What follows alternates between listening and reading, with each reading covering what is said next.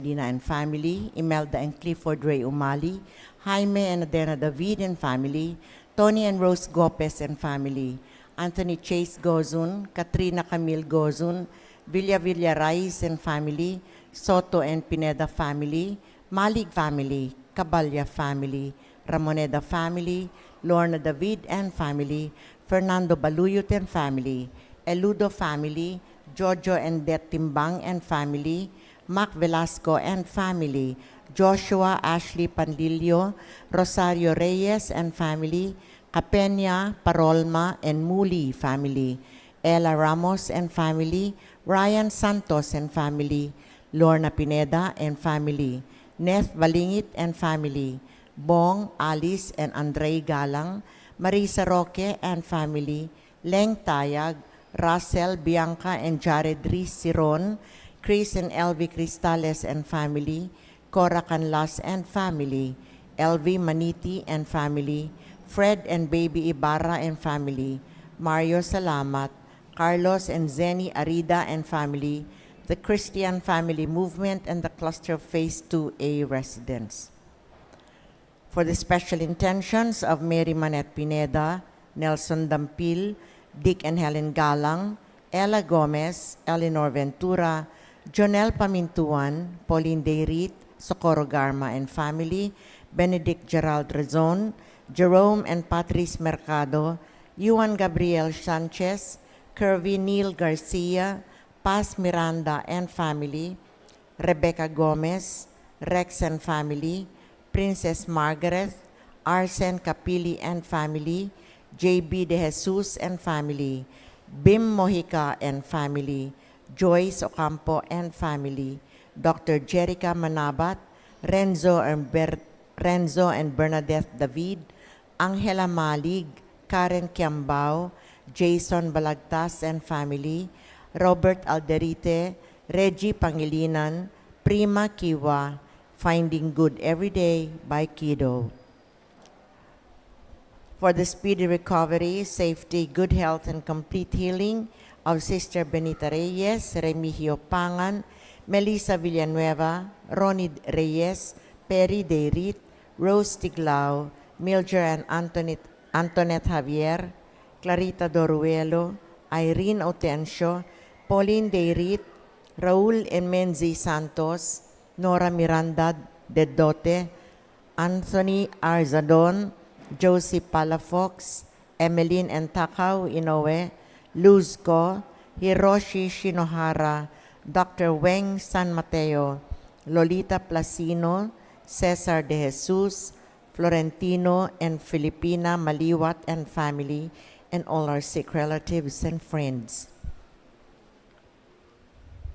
For the guidance and protection of the Holy Spirit, for the family of Ani Razon, the family of Antonio and Josefina Guevara, the family of Alfredo Jr. and Amelia Julian, the family of Bert and Angie Bautista, the family of Imelda and Clifford Ray Umali, the family of Eusebio and Norma, the family of Andrea David, the family of Raymond Cayetano, and the family of Florentino and Filipina Maliwat.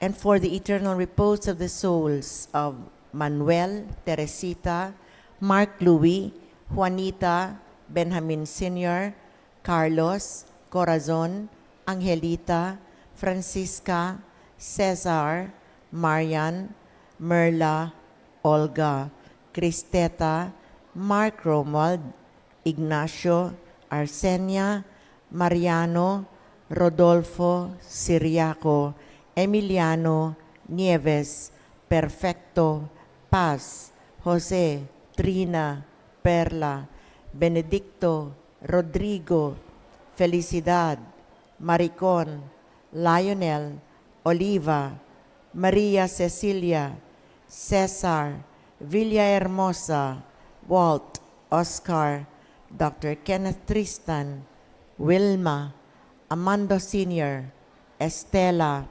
Narciso, Cesar, Maria Clarissa, Adela, Edgardo, Jesus Sr., Eligio, Magdalena, Samson, Renato, Rosario, Alberto, Leo, Francisco, Wilfredo, Domingo, Cosme, Timotea, Juan, Marieta, Lucio, Roberta, Abel, Soledad, Lina, Father Leonard, Arsenia, and all the poor souls in purgatory.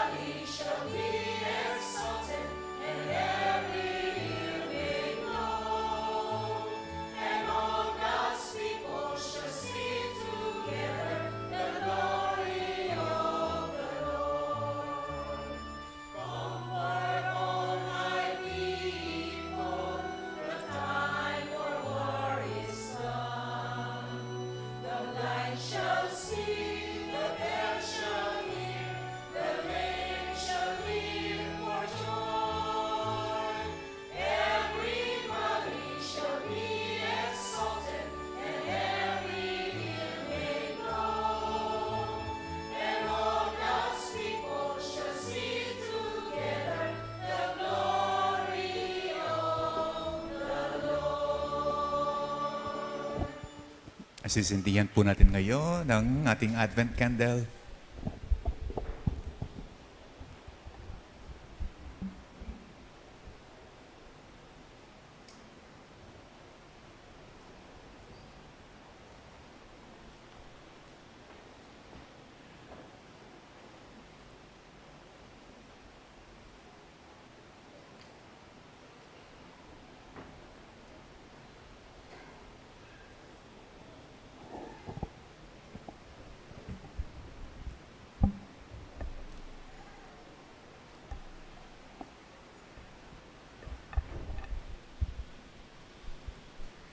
In the name of the Father, and of the Son, and of the Holy Spirit, Amen. the grace of our Lord Jesus Christ, and the love of God, and the communion of the Holy Spirit be with you all.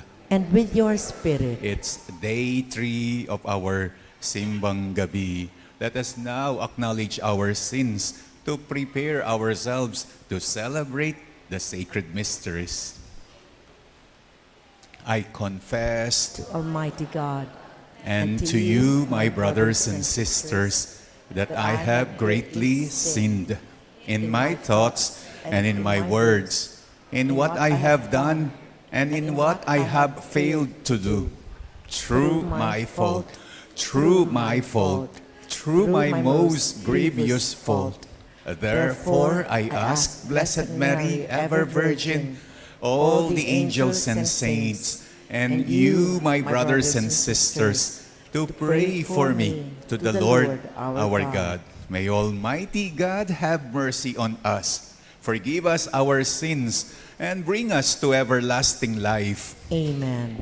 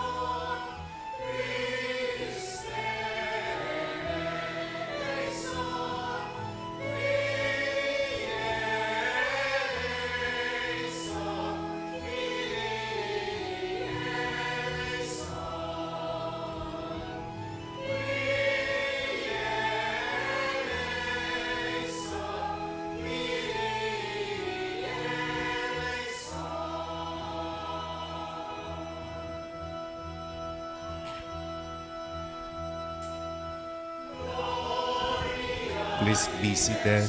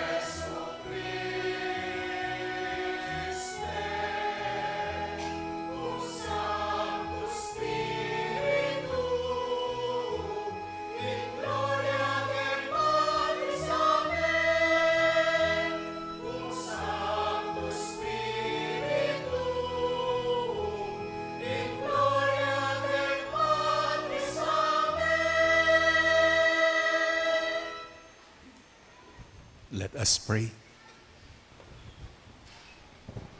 Grant, we pray, Almighty God, that we who are weighed down from of old by slavery beneath the yoke of sin may be set free by the newness of the long-awaited nativity of your only begotten Son, who lives and reigns with you in the unity of the Holy Spirit, God, forever and ever. Amen.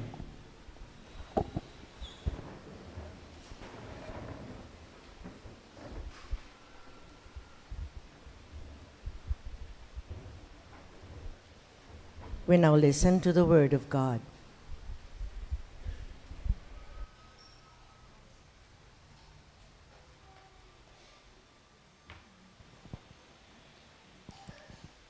A reading from the book of the prophet Jeremiah. Behold, the days are coming, says the Lord, when I will raise up a righteous shoot to David. As king, he shall reign and govern wisely. He shall do what is just and right in the land. In his days, Judah shall be saved. Israel shall dwell in security. This is the name they give him: the Lord our justice. Therefore, the days will come, says the Lord, when they shall no longer say, as the Lord lives, who brought the children of Israel out of the land of Egypt, but rather, as the Lord lives, who brought the descendants of the house of Israel up from the land of the north, and from all the lands to which I banished them. They shall again live on their own land. The word of the Lord. Thanks be to God.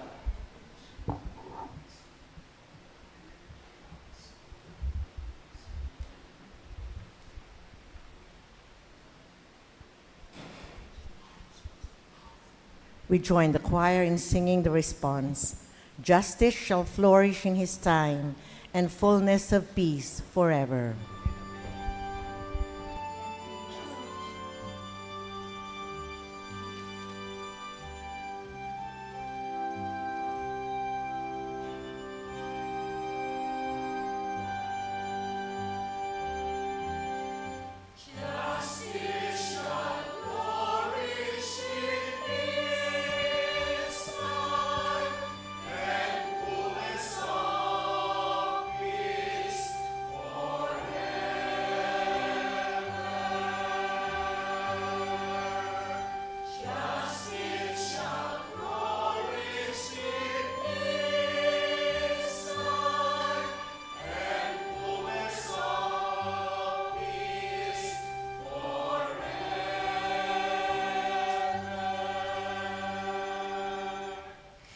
O God, with your judgment endow the king, and with your justice the king's son. He shall govern your people with justice, and your afflicted ones with judgment.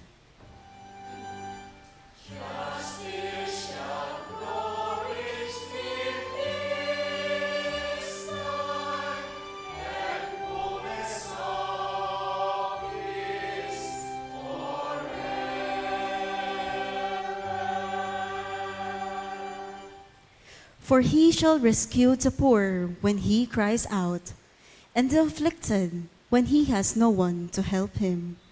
He shall have pity for the lowly and the poor. The lives of the poor he shall save.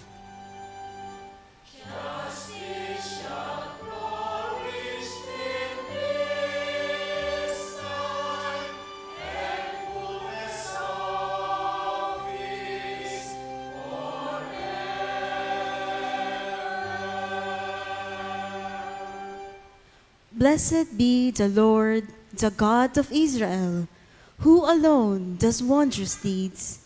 And blessed forever be his glorious name. May the whole earth be filled with his glory.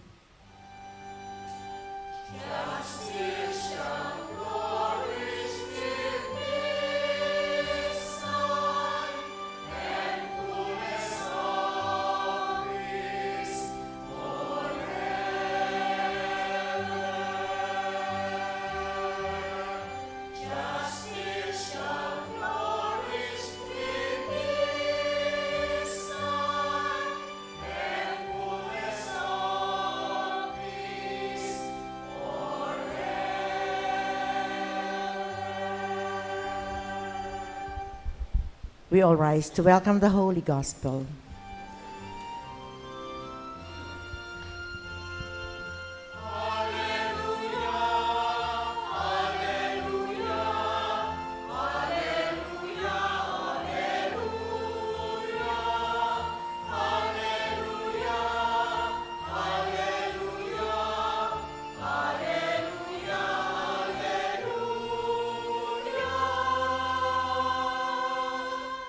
All together, O leader of the house of Israel, giver of the law to Moses on Sinai, come to rescue us with your mighty power.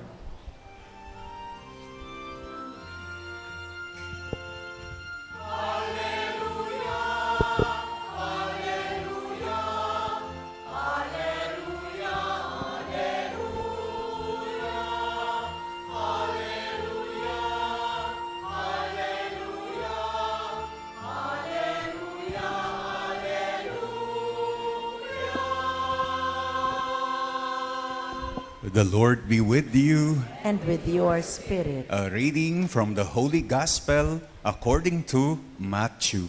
Glory to you, O Lord.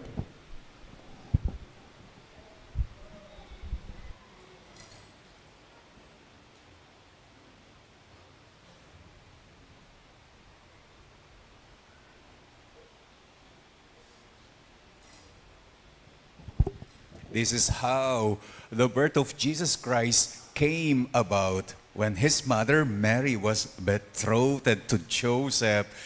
But before they lived together, she was found with child through the Holy Spirit. Joseph, her husband, since he was a righteous man, yet unwilling to expose Mary to shame, so he decided to divorce her quietly. Such was his intention when, behold, the angel of the Lord appeared to Joseph in a dream. And he said, Joseph, son of David, do not be afraid to take Mary your wife into your home. For it is through the Holy Spirit that this child has been conceived to her.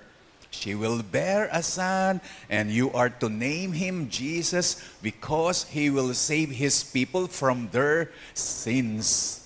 All this took place in order to fulfill what the Lord had said through the prophet.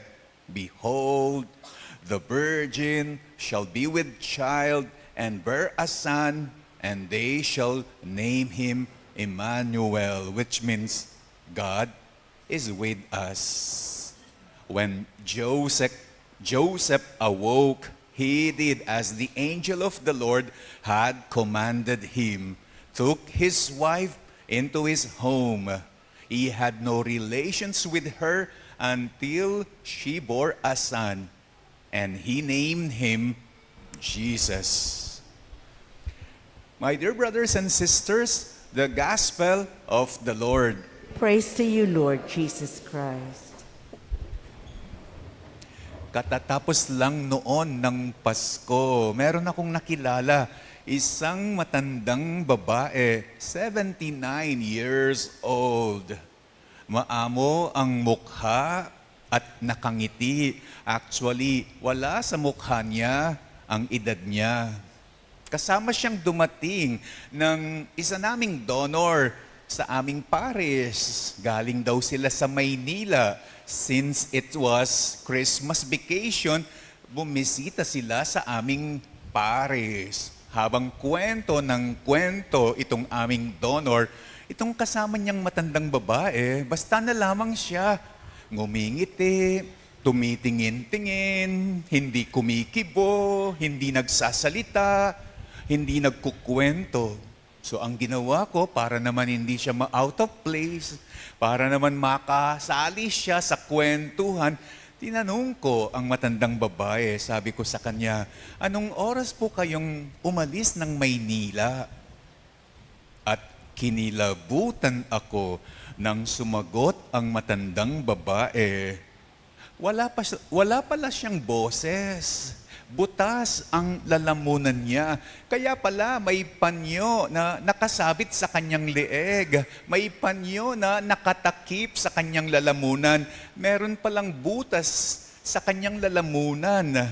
Meron pala siyang butas sa lalamunan. Nagkaroon daw siya ng cancer sa throat. Actually, tinaningan na daw siya ng doktor at na-opera na ng paulit-ulit. Unang inalis daw sa kanya yung mga lymph nodes. At pagkatapos, inalis ang kanyang larynx. At pagkatapos, inalis ang kanyang voice box. Kaya hayun, wala siyang boses. At 5 taon na daw ang nakalilipas sa binigay na taning sa kanya. At hanggang ngayon, buhay pa. Buhay na buhay. Masigla ang pangangatawan, alive and kicking. Akala ko po ba, Among, wala siyang boses? Paano niya naikwento ang lahat-lahat sa inyo? Marunong akong sign language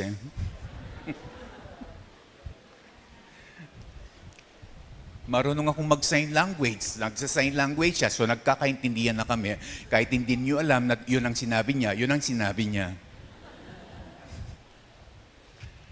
Meron siyang high-tech na microphone, kasing laki ng ballpen. At kapag nagsasalita siya, dinidikit niya ito sa lalim ng kanyang baba. Hello. Hello. Merong lumalabas na boses, kaya lang hindi natural. Boses electronic. Pero maiintindihan mo, nagbiro pa nga itong matandang babae. Alam niyo po, Father, tinutukso-tukso ako ng mga pilyong bata. Tinatawag nila ako, matandang robot, matandang robot, matandang robot. Kasi nga, boses electronic ang kanyang boses. Matanda na siya, halos mag-80 years old, may cancer, walang boses, pinagtatawanan, lahat ng dahilan upang maawa ka sa iyong sarili, upang kaawaan mo ang iyong sarili, ay nasa sa kanya na. At ang nakakamangha, hindi siya nagpatangay sa self-pity. Hindi siya nagpatangay sa awa sa sarili. She did not let pity to get the better of her. Hindi niya tinitignan na nakakaawa ang kanyang sarili. Hindi siya nawalan ng tiwala sa kanyang sarili. Sa kaya niyang gawin na mabuti kahit na may sakit na siya at may taning na siya. Sabi ko sa kanya, sayang po ang opportunity. Kung bago lang na simbang gabi ko kayo nakakwentuhan, sinama ko kayo sana sa aking misang simbang gabi. Kayo sana yung pinaghomilya ko when the gospel is about the old Zechariah and Elizabeth. Sagot niya sa akin, sayang Father, yan pa naman po ang gustong-gusto kong ginagawa. It is always my pleasure kapag nakakapagbigay ako ng spiritual support, ng moral support, lalo na dun sa mga taong katulad ko na may cancer. At naikwento din niya na meron daw siyang personal na mission na ginagawa ngayon. Nagpupunta daw siya sa mga ospital, binibisita ang mga may sakit na wala ng pag-asang gumaling. Kinakausap niya daw sila using her ballpen-like microphone. Naghahatid ng lakas loob sa kanila para hindi sila mawalan ng faith sa sarili at hindi rin sila mawalan ng faith sa Panginoong Diyos. Sino nga naman ba ang hindi lalakas ang loob? Makikita mo, walang boses, matanda, tapos nagbibigay ng spiritual support. Hindi ka ba mai-inspire? Hindi ka rin ba lalakas ng loob? At meron pa siyang isang nasabi na bagay naman sa ebanghelyo natin ngayon kay San Jose. Madalas daw, kapag nalaman ng kausap niya na meron siyang cancer sa lalamunan at nakita ang butas niya sa kanyang lalamunan sa ilalim ng baba, alam niyo kung anong sinasabi raw sa kanya ng mga kausap niya, I'm very sorry for you. Nalulungkot daw sila para sa kanya at naaawa daw sila sa kanya. Ang sinasagot daw ng matandang babae, huwag kayong malungkot para sa akin. Huwag kayong maawa para sa akin. Ako nga hindi naaawa sa sarili ko at hindi nalulungkot sa sarili ko. Nagpapasalamat pa nga ako sa Panginoong Diyos. It's good. Sa akin ito nangyari at hindi sa iyo. It's good. Ako ang nagka-cancer at hindi ikaw. Parang narinig ko si San Jose sa sinabi ng matandang babae. Malungkot din ang nangyari kay San Jose sa binasa nating ebanghelyo. Hindi inaasahan ang ka-engage niya sa kasal, naglilihi. She was found with child at hindi si San Jose ang ama ng pinaglilihi. Hindi ba masakit yon? Ibig sabihin, may ibang higit na iniibig si Maria. May ibang mas minamahal si Maria kaysa kay San Jose. Nung panahong daw yon, ang sumisira sa kasunduang kasal, ang sumisira sa engagement is an act of crime at punishable by death. Kamatayan ng katapat na parusa, kamatayan ng katapat na hatol. Tulad ng matandang babae, si San Jose hindi rin nagpatangay sa awa sa sarili. Hindi siya nag-self-pity. Ang ginawa ni San Jose, sabi ng ebanghelyo, quietly, payapa, hinarap nito ang heartbreaking na nangyari. Hindi inisip ni San Jose na maghiganti. Naggantihan din ng heartbreaking si Maria. Hindi nag-isip si San Jose ng ganito, sinaktan mo ako, Maria, masasaktan ka rin. Lintik lang ang walang ganti. Hindi nag-isip si San Jose ng ganito, sinira mo ang ating kasunduan, Maria, pareho na lamang tayong masisira. Never this kind of revenge, this violent revenge ever crossed the mind and heart of Joseph.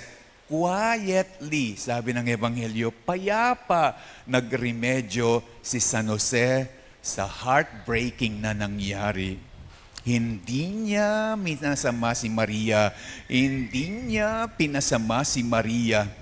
Sabi ng Ebanghelyo, Joseph did not want Mary to be exposed to shame. Hindi niya minasama at hindi niya pinasama. Ene peboren menga pakarini Maria. Ene peboren mi pakarok i Maria. Ena sinabing San Jose, menasakit ko, manasakit ka naman. Menga pakarine ko, pamakarine da ka naman. Mi pakarok ko, mi pakarok ka mo naman. No. Sabi ng San Jose, nung mi pakarine ko, I will never let you mi pakarine. Nung mi pakarok ko, buri ko kaya ka mi pakayap ka. So Joseph decided to fade quietly. Ganito ang iniisip na gawin ni San Jose. Kung meron kang higit na minamahal, Maria, kesa sa akin, hindi ako magiging hadlang. Hindi ako magiging sumbagal sa inyong dalawa. Ako ay kusang loob na tatabi upang kayo ay matuloy. Ang tanong ngayon, kung sa atin kaya nangyari itong heartbreaking moment ni San Jose, kaya rin kaya na gumawa pa rin tayo ng mabuti at maganda to the one that caused our heartbreak? Hindi kaya sasabihin natin, sinira mo ko, siranda ka naman, may pakarine ako, may pakarok ka naman, may pakarine ka naman. Joseph did not expose Mary to shame. Kaya rin kaya nating sabihin to the one that caused our heartbreak, good, sa akin nangyari ito at ayokong sa iyo ito mangyari. Sinira mo ako pero hindi kita sisirain. Di baling ako na ang magdusa, wag lamang ikaw. Di baling ako na ang ma-expose sa kahihiyan, wag lamang ikaw. Ang sagot sa tanong, kaya natin kung hindi tayo magpapatangay sa awa sa sarili. Kaya nating sabihin yon kung hindi tayo magmumukmok sa self-pity, kung hindi mawawala ang tiwala natin sa kaya pa nating gawin na mabuti, na maganda. Kaya din nating sabihin, bali nga ako nang may pakarok, may pakayap kamusa. Bali nga ako nang may pakarine, kamusa, may pakarine. I will take the blame to spare you from shame.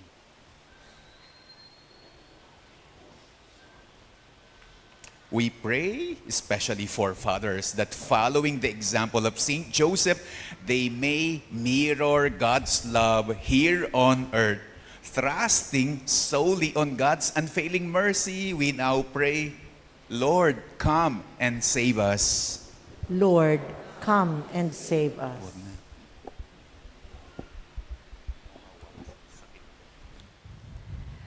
Lord, come and save us. May the Pope, bishops, and the clergy, like Saint Joseph, mirror God's fatherly care for the people entrusted to their care as shepherds. We pray. Lord, come and save us. May government officials act like responsible parents in providing for the needs of the people, keeping them in safety and enhancing their development. We pray. Lord, come and save us. Like the sleeping Saint Joseph, may fathers turn to God our Father in moments of difficulties and dreams of a bright future for their children. We pray. Lord, come and save us. May fathers find work to support their family and comfort and strength from the love of their wives and children. We pray. Lord, come and save us. Let's pray for our personal intentions.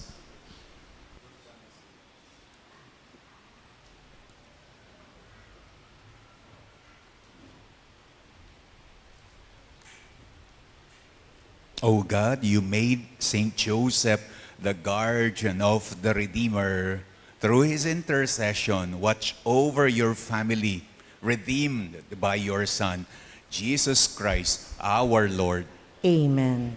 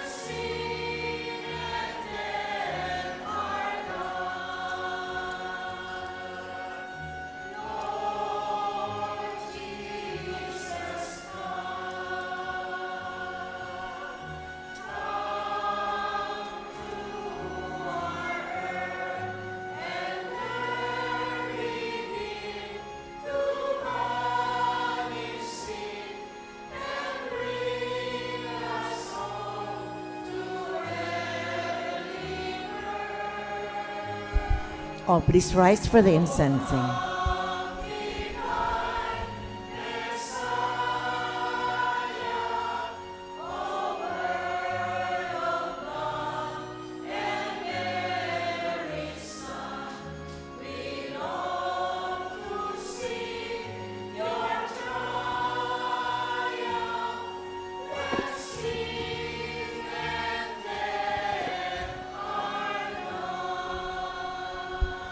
Pray, brethren, that my sacrifice and yours may be acceptable to God, the Almighty Father.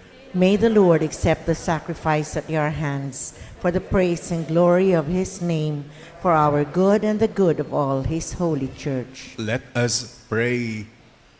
May the sacrifice to be offered to you, O Lord, make us acceptable to your name, that we may merit for all eternity to be the companion of Christ, by whose death our own mortality was healed, who lives and reigns forever and ever. Amen. The Lord be with you. And with your spirit, Lift up your hearts. we lift them up to the Lord. Let us give thanks to the Lord our God. It is right and just. It is truly right and just, our duty and our salvation, always and everywhere to give you thanks, Lord, Holy Father, Almighty and eternal God, through Christ our Lord. For all the oracles of the prophets foretold him, the Virgin Mother longed for him with love beyond all telling. John the Baptist sang of his coming and proclaimed his presence when he came. It is by his gift that already we rejoice at the mystery of his nativity, so that he may find us watchful in prayer and exultant in his praise. And so with angels and archangels, with thrones and dominions, and with all the hosts and powers of heaven, we sing the hymn of your glory as without end we acclaim.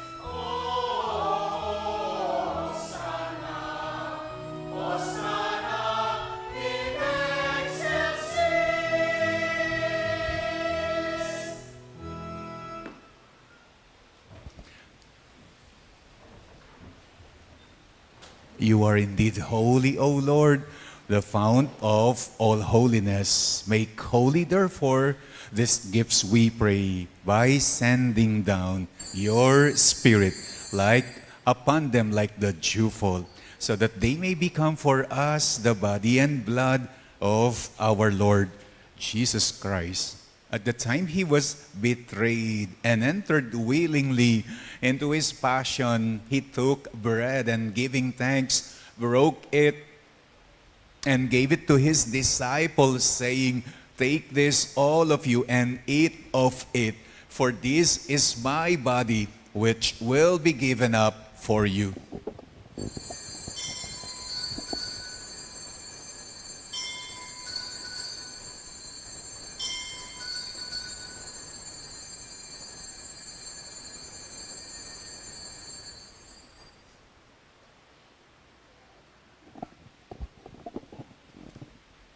In a similar way, when supper was ended, he took the chalice and once more giving thanks, gave it to his disciples, saying, "Take this, all of you, and drink from it.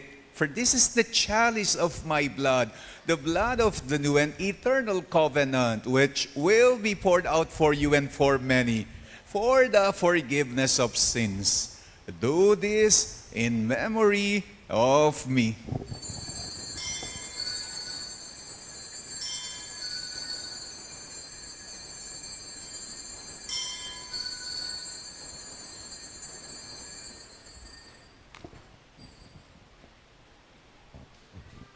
The mystery of faith.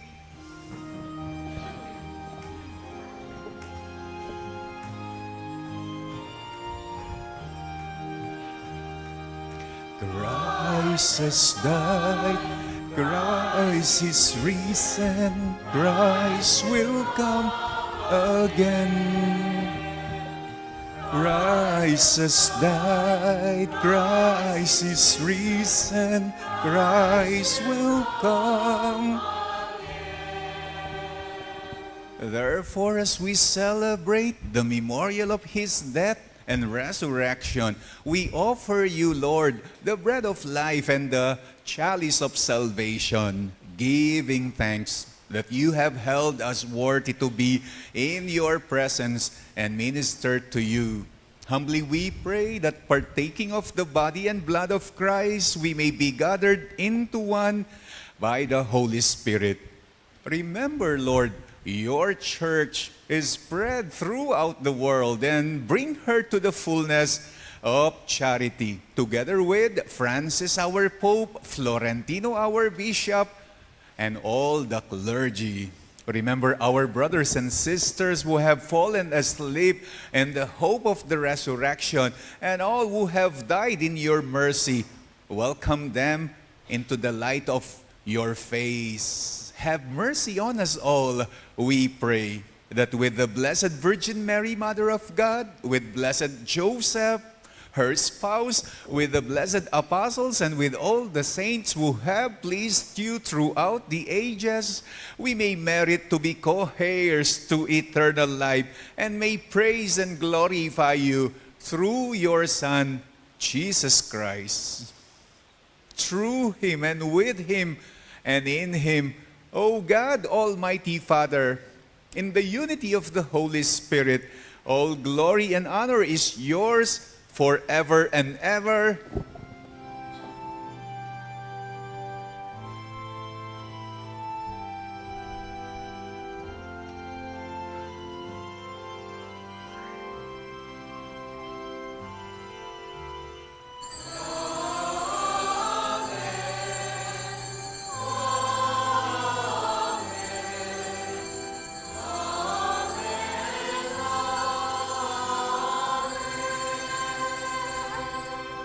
At the Savior's command and formed by divine teaching, we dare to pray.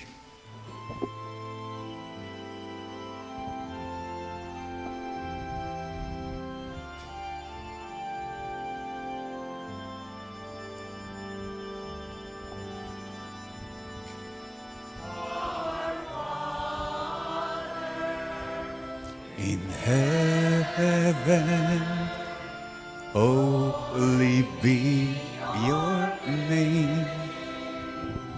Your kingdom come, your will be done on earth as it is in heaven. Give us this day our daily bread, and forgive us our sins as we forgive those who sin against us. Do not bring us to the test, but deliver us from evil.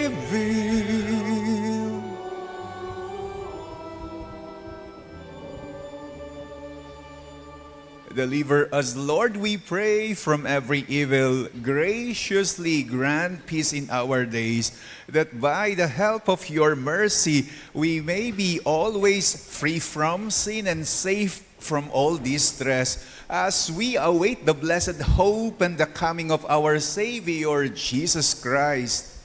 For the kingdom, the power, and the glory are yours, now and forever. Lord Jesus Christ, who said to your apostles, "Peace I leave you, my peace I give you," look not on our sins, but on the faith of your church, and graciously grant her peace and unity in accordance with your will, who live and reign forever and ever. Amen. The peace of the Lord be with you always. And with your spirit. Let us now offer each other the sign of peace.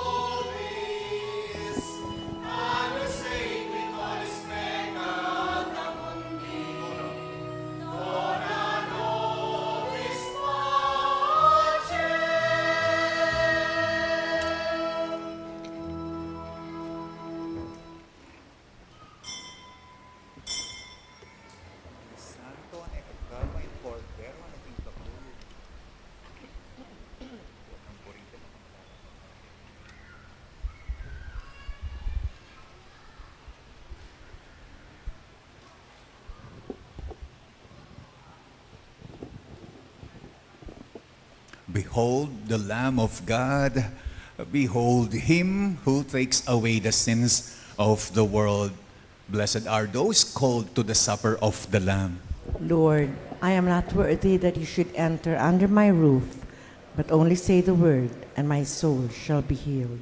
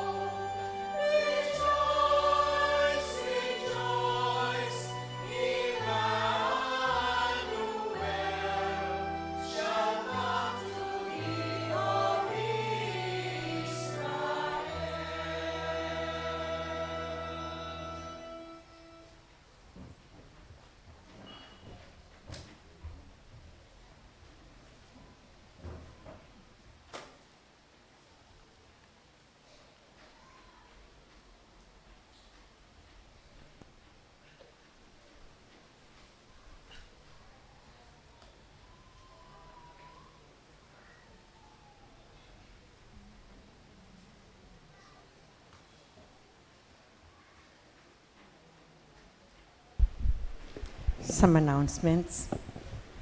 Our fourth Simbang Gabi for the evening will be tomorrow night, Wednesday, at 7:30 p.m. and for the early morning of Thursday at 4:30. We will offer for this Mass condiments like patis, toyo, vinegar, ketchup, and the like. Offerers are the honorarias, catechists, cluster phase 2B residents, and Zuma Friends of St. Jude. Our Christmas Eve Mass on December 24 will be at 8 o'clock in the evening. It will be in Kapampangan. On Christmas Day itself, December 25, we will have 2 Masses only in the morning. The Kapampangan Mass at 7:30 and the English Mass at 9:30. Our New Year's Eve Mass on December 31st will be at 7 o'clock in the evening. It will be in Kapampangan. On New Year's Day, January 1st, 2025, we will celebrate 2 Masses only in the morning. The Kapampangan Mass at 7:30 a.m. and English Mass at 9:30 in the evening. Other details of our daily Simbang Gabi will be announced accordingly. Thank you. Let us pray. Please rise. May we receive your mercy in the midst of your temple, O Lord, and show fitting honor to the coming solemnities of our redemption through Christ our Lord. Amen. The Lord be with you. And with your spirit. And may the Almighty God bless you, the Father, the Son, and the Holy Spirit. Amen. Our celebration is now over. Go in the peace of Christ. Thanks be to God.